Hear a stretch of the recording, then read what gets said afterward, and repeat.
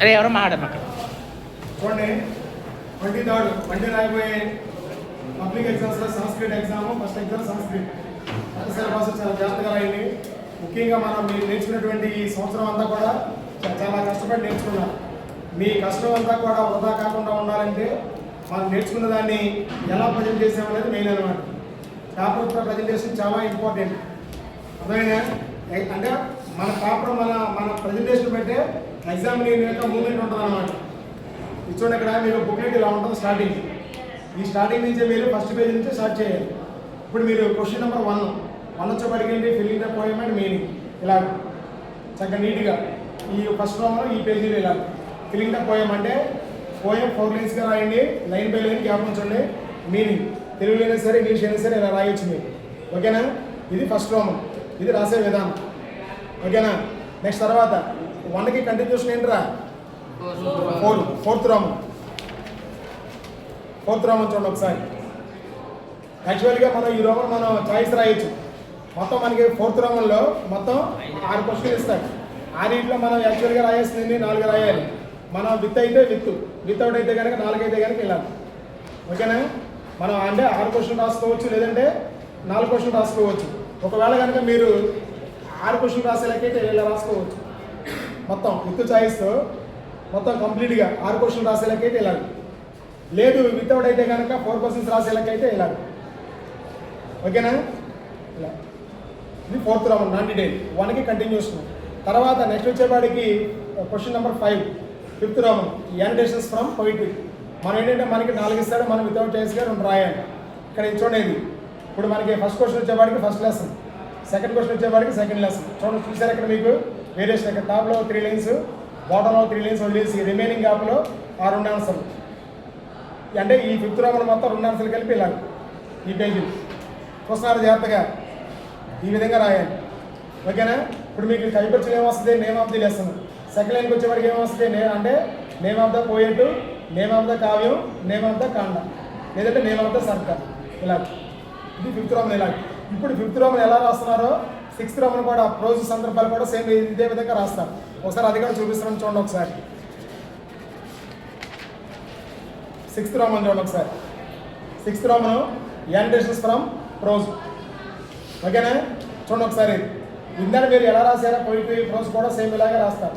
2 ఆన్సర్లు. ఓకేనా? తర్వాత నెక్స్ట్ ఏంటి ఇప్పుడు 7th రౌండ్. 7th రౌండ్ వచ్చేవాడికి మీకు పోయిట్రీ 2 మార్క్ క్వశ్చన్స్. మొత్తం ఇక్కడ ఈ రోమంలో మీకు ఎన్ని క్వశ్చన్ ఇస్తాడు? 6 ఇస్తాడు. వితౌట్ చాయిస్కి మీరు ఎన్ని రాయాలి? 3 క్వశ్చన్ రాయాలి. కానీ మనం 4 రాయొచ్చు, 1 క్వశ్చన్ చాయిస్ రాయొచ్చు.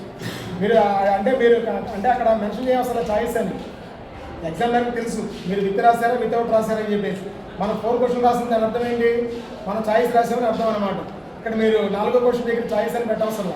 రాయాల్సిన 3 కాబట్టి మనం 4 రాయొచ్చు, చాయిస్ రాయొచ్చు. 4 క్వశ్చన్ అయితే ఇలా వెళ్ళాలి. ఈ రోమన్ ఈ పేజీలో వెళ్ళాలి.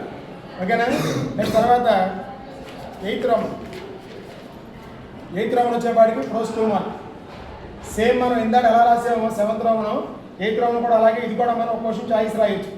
లేదు ఇంకా రాయొచ్చు అనుకుంటే కనుక కంప్లీట్గా 6 క్వశ్చన్ రాసుకోవచ్చు విత్ చాయిస్తో. ఓకేనా? నెక్స్ట్ తర్వాత దీనికి వచ్చే నెక్స్ట్ క్వశ్చన్ వచ్చేవాడికి 9th రౌండ్ లెటర్ రైటింగ్. ముఖ్యంగా మనం ఏ పేజీలో స్టార్ట్ చేసామో ఎండింగ్ కూడా అదే పేజీలో ఉండాలి.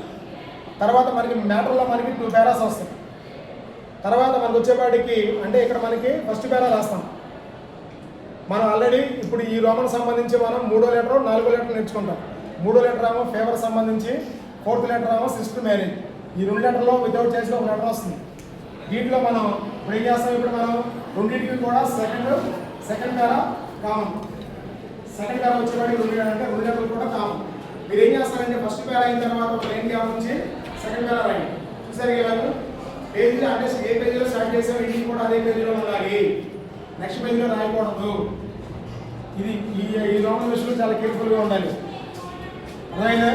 నెక్స్ట్ పైన ఇది టాపిక్ రాయండి. క్వశ్చన్ ఇస్తారు కదా, క్వశ్చన్ మనకి టాపిక్ ఇస్తాడు. జ్వరార్థస్య విరామగ్రహణాయ అభ్యర్థన పత్రమా, లేదంటే సోదర్య వివాహార్థం విరామగ్రహణాయ అభ్యర్థన పత్రమా.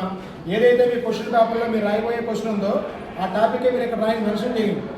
ఓకేనా? ఇది నెక్స్ట్ దీని కంటిన్యూషన్ ఏంటి మనకి ఇప్పుడు శబ్దాలు.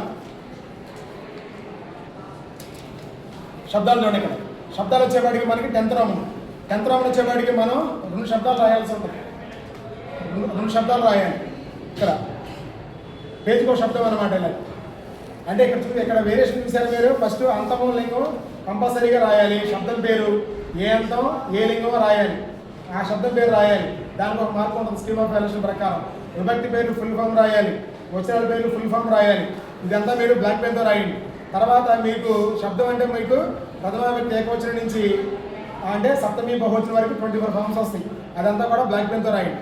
అదంతా కూడా బ్లూ పెన్. రిమైనింగ్ ఇవన్నీ కూడా పేర్లు ఉన్నాయి కదా, విభక్తి పేర్లు వచనాల పేర్లు, అవన్నీ కూడా బ్లాక్ పెన్. తర్వాత 24 ఫామ్స్ అన్నీ కూడా బ్లూ పెన్తో రాయండి. ఇదే విధంగా మీరు 2 శబ్దాలు రాయాల్సి ఉంటుంది వితౌట్ చాయిస్గా. 10th రోమన్లో పేజ్కో శబ్దం ఒకటి, తర్వాత 2వ శబ్దం ఇలా.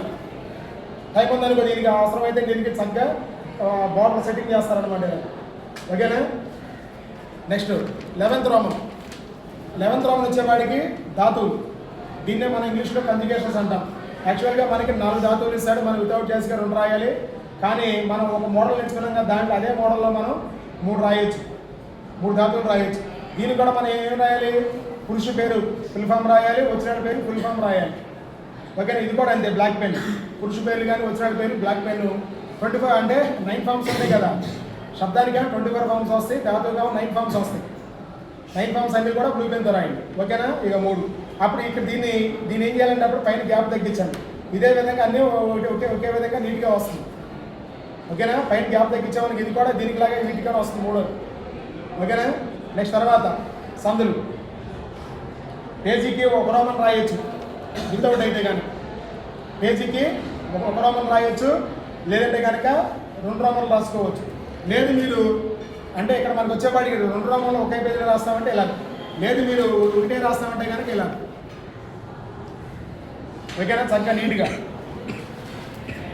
తర్వాత నెక్స్ట్ వచ్చేవాడికి ట్రాన్స్లేషన్స్ అనువాదాలు వచ్చేవాడికి మన అంటే ఈ రోమన్ మనకు ఛాయిస్ ఉండదు. మనకి ఫస్ట్ క్వశ్చన్ నుంచి 13వ క్వశ్చన్ వరకు 50-50 ఛాయిస్. ఇప్పుడు మనం చూపించబోయే ఈ క్వశ్చన్స్ వచ్చేవాడికి ఛాయిస్ ఉండదు. Question number 14, 15, 16. ముందు 14 చూడండి ఒకసారి. ట్రాన్స్లేషన్స్ 5 రాయాలి. తెలుగు రాసినకే ఇలాగే, ఇంగ్లీష్లో రాసినా కూడా సేమ్ ఇలాగే. ఒక ఆన్సర్ రాస్తాం, 3 లైన్స్ గ్యాప్ ఉంచుతాం. మళ్ళీ ఆన్సర్కి 3 లైన్స్ గ్యాప్ ఉంచండి. ఓకేనా. ఇంగ్లీష్ రాసినా ఇప్పుడు ఇది కూడా మనం ఎలా రాయాలి? ఎస్ఏలు కనుక మనం తెలుగు రాసామనుకో ట్రాన్స్లేషన్ తెలుగు రాయాలి. ఎస్ఏలు కనుక ఇంగ్లీష్ రాస్తున్నాం అనుకో ట్రాన్స్లేషన్ ఇంగ్లీష్ ఉండాలి, ఒకే మీడియం ఉండాలి. బోత్ మీడియం రాయకూడదు, ఆల్టర్నేటివ్ రాయకూడదు.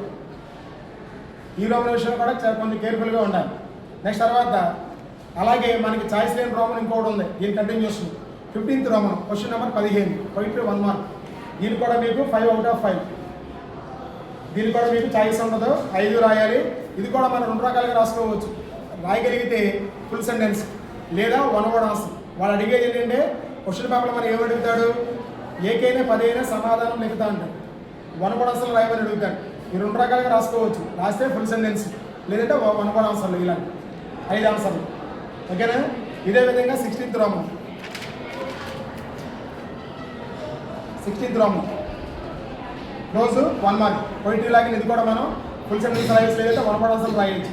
ఇక్కడికి మనకి వితౌట్ ఎస్ఏ తప్ప మిగిలినవి అయిపోయింది. ఇప్పుడు ఏంటి మనకి చివరిలో ఎస్ఐ క్వశ్చన్స్ అన్నమాట. Question number 2 poetry SI.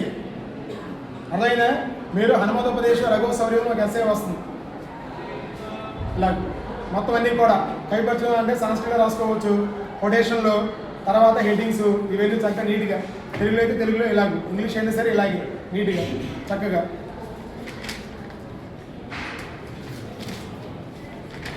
ఇవన్నీ చూడండి ఇలా కనుక మీరు 3 పేజీలు రాయాలి, మినిమం 3 పేజెస్ రాయాలి. ఇలా రాస్తే కనుక మీకు 5.5 అంటే 5.5 కంపల్సరీ. కైపర్చం సంస్కృతిలో ఉండాలి, తర్వాత కొటేషన్స్ ఉండాలి, హెడ్డింగ్స్ ఉండాలి, సైడ్ హెడ్డింగ్స్ ఉండాలి. ఓకేనా. ఇదే విధంగా మీరు 3rd రోమన్ కూడా రాస్తారు రోజు ఎస్ఐ క్వశ్చన్ కూడా. మీరు పేరాకి ఒక లైన్ గ్యాప్ ఇస్తారు. పేరా బై పేరా ఒక లైన్ గ్యాప్.